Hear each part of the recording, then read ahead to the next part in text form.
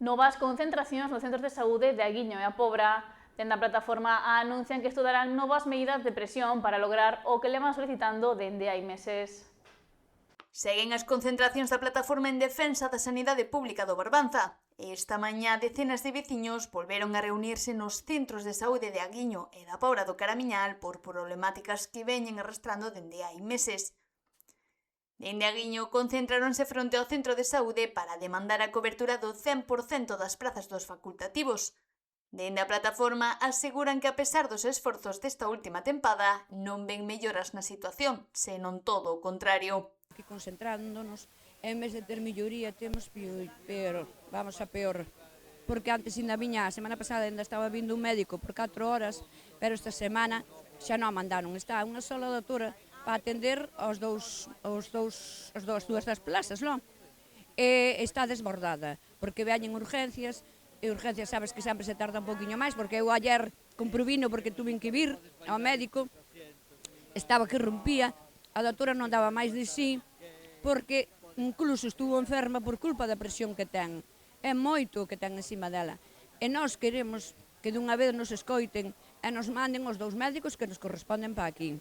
A saturación resulta insostible tanto para a veciñanza como para os propios profesionais médicos. Neste momento teñen unha saturación tan grande que non poden atender a todos.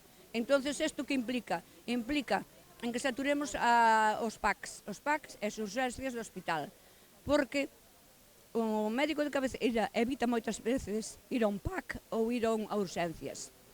Porque che dan un tratamento que che poden cortar unha enfermedade como unha gripe que non vai a máis a neumonía nin a broncomonía, e de outra maneira teñen que acudir aí porque ao mellor iso xa avanzou moito, porque non podes esperar por unha cita médica 15 días.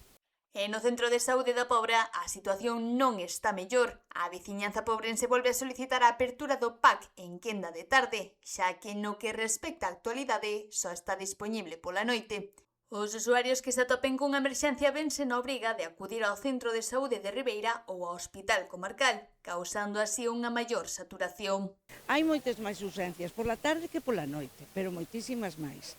Entón, non temos médico de urxencias pola tarde tampouco, hai que ir a Ribeira ou hai que ir ao Barbanza. Iso é unha das cousas que sí que necesitamos, pero moi urxente, polo menos estar na situación de Rianxo, que en Rianxo sí teñen médico de urxencias pola tarde. Pola noite pode haber 2 ou 3 casos, pero en cambio pola tarde hai moitísimos máis casos. E claro, aquí están completamente desesperados, porque cada médico atende aos seus. Se non tens un médico de tarde, estás vendido. Eso é unha das cousas máis importantes. E do mesmo xeito denuncian o forte apoio das administracións á sanidade privada, xa que, afirman, atentan contra a sanidade pública. É un cáncer que están comendo a sanidade pública. Creen que o van a arreglar con seguros privados. Non arreglamos nada con seguros privados. Eso é o que está ocurrindo coa sanidade pública. Pero dende a plataforma aseguran que van a intentar ir máis alá. Tras non recibir resposta nestes meses, anunciaron que se reunirán para intentar levar a cabo novas medidas de protesta ante a precariedade actual. Vamos a ter unha reunión. Vamos a convocar a xente para que, a ver se salen máis ideas e podemos facer máis forza.